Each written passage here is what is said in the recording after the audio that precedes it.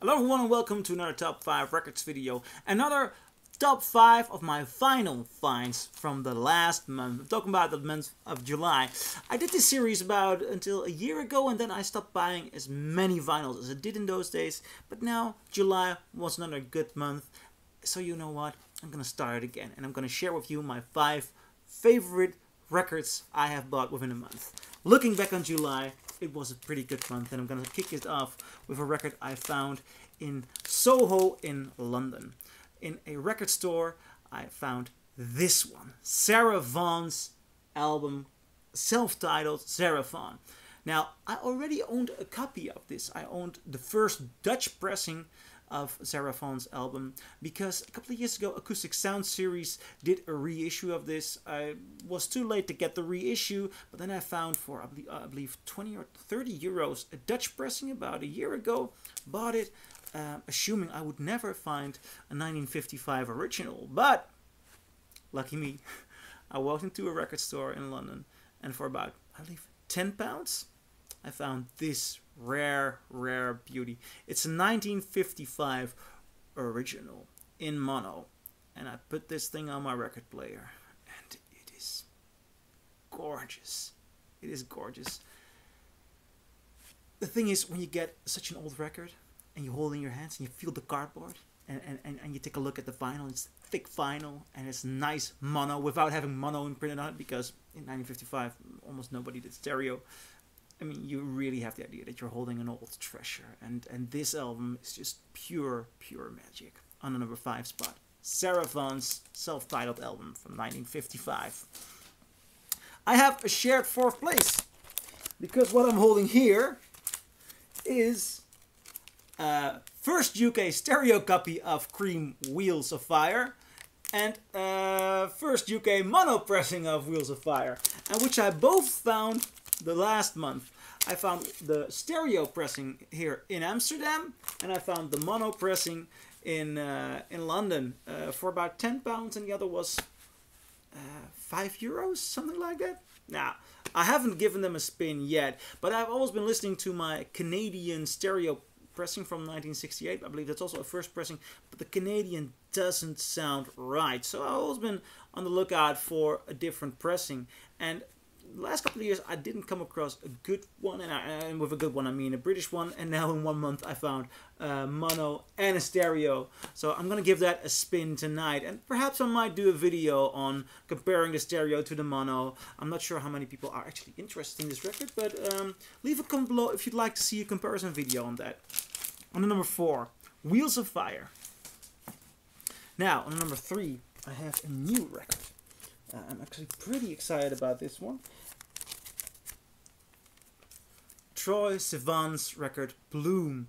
And Troye Sivan is an interesting name.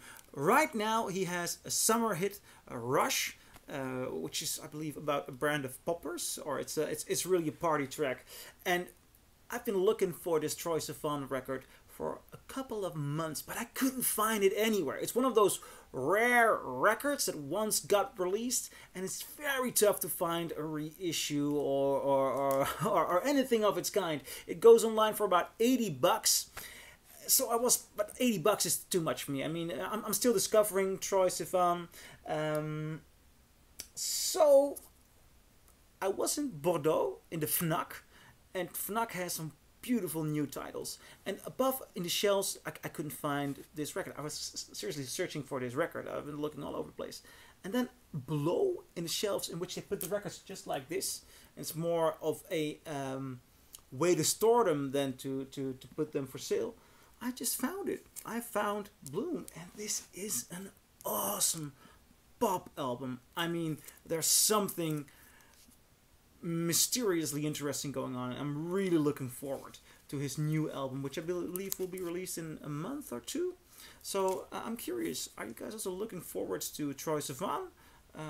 Should I review the new album? This at least is awesome. It is a very nice pop album. So on the number 3, Troye Sivan. On number 2, and I'll put this in my Beatles videos. I've been looking for this quite some time. The Anthology 3. I own 1 and 2, and those are very interesting records. I will do a video about them in my Beatles videos, but I just couldn't find the third part for a decent price, because it usually goes, if you ever come across it, and it's tough to find, it goes for more than 50 bucks. Now, in London, I found this one for £25, so I didn't hesitate. I just bought it straight away, and it's so interesting. It has so many interesting variations of songs. I still need to give it a spin, but I've been listening to it digitally for coincidentally also the last month, because I thought, you know what, this is so expensive, not gonna buy it, and then I came across it for about £25, so I'm very happy to have this, the third anthology, and now I have the complete anthology, which is, I really like that. Now, my favorite purchase of the last month. I love it. This is the first UK pressing of London Calling by The Clash. I already have a first Dutch pressing, which sounds okay, but it never had the right power. Now, I read online that this beauty should be the best sounding version of this album ever, and so I've been looking for a first UK press, but if you find a first UK press in the Netherlands, you'd pay about €150, and €150, you know, I have a budget for vinyl, and I'm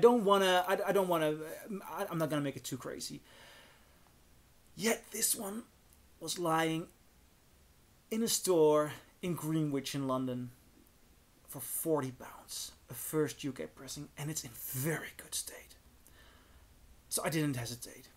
I bought it. I haven't given it a spin yet, but I'm sure tonight I've got a friend coming over. I'm gonna have some beers, and we're gonna play vinyl the entire evening, so this one is gonna get a prominent place in tonight's vinyl session. I can't wait to put it on. Put the volume very high. So, those are my 5 vinyl finds for the month of July. And I'll do another video in August, because the last week I've already been finding some very nice stuff as well, which I'd also like to share. So, please leave a comment below, and I'll see you in my next video. Bye!